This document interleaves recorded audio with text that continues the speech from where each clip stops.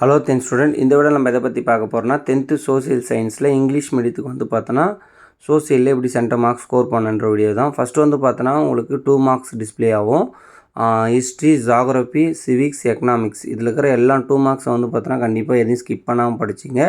இதெல்லாம் ரொம்ப ரொம்ப ஒரு இம்பார்ட்டண்டான 2 மார்க்ஸ். இதை படிச்சினாலே ஆல்மோஸ்ட் வந்து பார்த்தோன்னா நீங்கள் 10 2 மார்க்குமே ஈஸியாக அட்டன் பண்ணலாம். ஆனால் எந்த ஒரு கொஸ்டின் ஸ்கிப் பண்ணாமல் படிங்க. அடுத்து வந்து பார்த்தோன்னா 5 மார்க் உங்களுக்கு வந்து பார்த்தோன்னா டிஸ்பிளே ஆகும்.